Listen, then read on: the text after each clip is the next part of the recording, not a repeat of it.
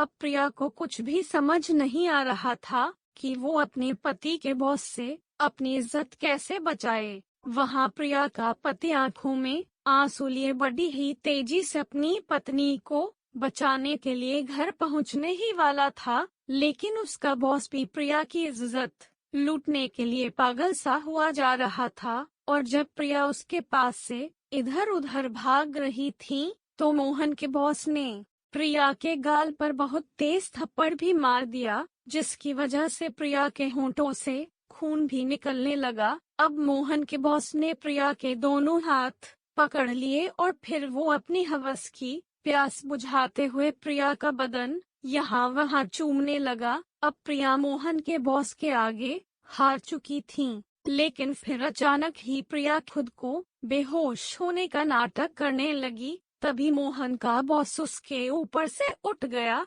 और प्रिया के होश में आने तक वो साइड में जाकर एक सिगरेट पीने लगा। और फिर प्रिया ने जल्दी से उठकर अपनी एक पास की सहेली को फोन मिला दिया, लेकिन मोहन के बॉस ने उसे फोन मिलाते हुए देख लिया, मगर प्रिया ने अपनी सहेली को फोन मिलाकर फोन साइड में रख दिया। अब जैसे ही मोहन का बॉस उस फोन की तरफ जल्दी से लपकता है, वैसे ही प्रिया उसके आगे खड़ी हो जाती है। तभी मोहन का बॉस पूजा का गला पकड़कर गुस्से में उसको खूब मारता हुआ उससे पूछता है कि बताओ तुमने किसको फोन किया है। तो प्रिया रोती हुई फोन की तरफ मुंह करके ये कहती है कि मैंने अपनी एक सहेली को फोन किया है और अब वो सब समझ गई होगी कि मेरी जान खतरे में है और अब पुलिस यहाँ पर आती ही होगी। इतना सुनते ही मोहन का बॉस गुस्से में आग बबूला हो जाता है।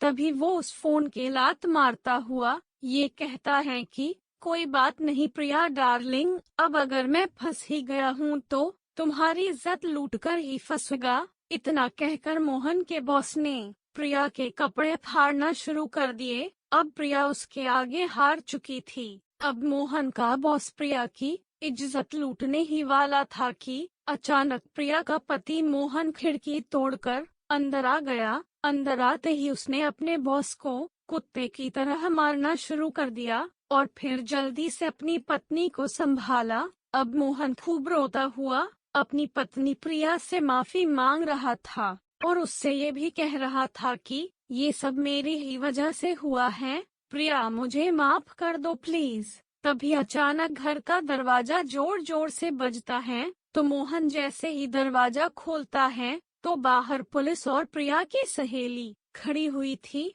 तभी प्रिया की सहेली पुलिस को जल्दी से अंदर लेकर जाती हैं। अंदर प्रिया पलंग पर घायल पड़ी थी और मोहन का बॉस नीचे जमीन पर बेहोश पड़ा था। तभी थोड़ी देर में प्रिया ने पुलिस को मोहन के बॉस के बारे में सब कुछ बता दिया, लेकिन बाद में प्रिया ने पुलिस को ये कहा कि मेरे इस हाल की सबसे बड़ी वजह मेरा पति मोहन है। इन्होंने मेरी इज्जत अपने बॉस को 10 लाख रुपयों में बेच दी थी। ऐसा पति होने से तो अच्छा है कि हम लड़कियां कुंवारी ही मर जाए, और जिस पति ने अपनी पत्नी को कुछ पैसों में ही बेच दिया, उस पति के साथ मैं ये जीवन नहीं काट सकती। ये कहकर प्रिया अपने पति को हमेशा हमेशा के लिए छोड़कर चली जाती हैं। तभी मोहन और उसके बॉस को पुलिस अपने साथ लेकर चली जाती हैं। तो दोस्तों, वाकई में मोहन ने अपनी पत्नी प्रिया के साथ बहुत ही ज्यादा बुरा किया।